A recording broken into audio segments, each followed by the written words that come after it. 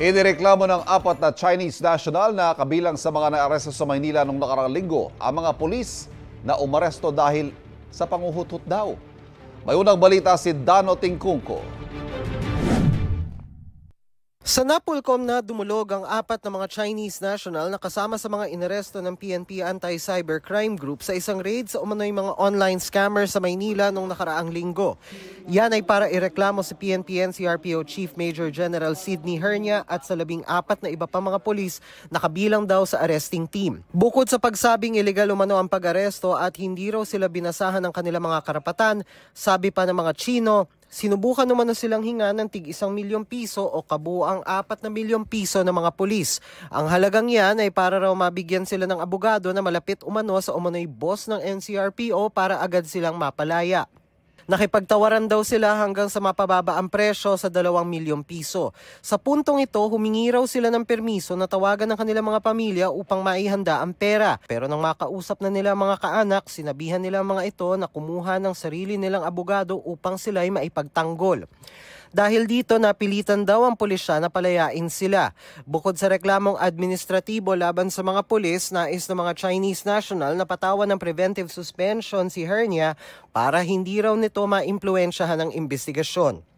Sinusubukan pa naming makuha ang panig ni Hernia at ng Philippine National Police. Magsasampa naman daw ng reklamo ang may-ari ng gusali sa Maynila kung saan nagsagawa ng raid ang PNP-ACG.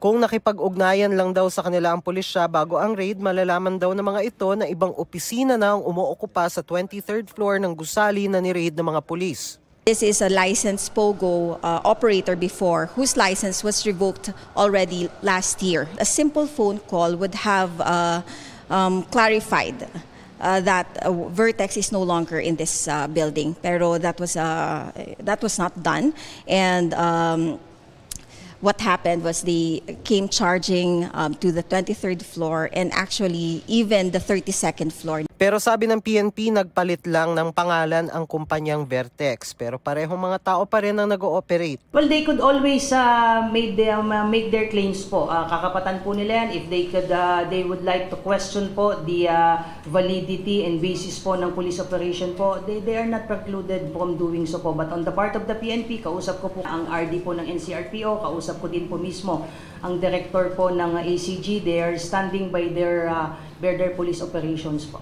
Nagpakita rin ang abogado sa media ng mga video ng paggalaw umano ng pulisya sa ilang mga CCTV sa 23rd floor matapos ang pagpapatupad ng search warrant. Bagamat wala pang linaw kung sino ang gumalaw sa CCTV, kung kailan ito nangyari. There's a possibility of people trying to avoid accountability on how they're moving on the 23rd floor. Under the rules, there has to be a body-worn camera when you effect a search. Even that, making sure that the CCTV will not see your movement is highly questionable.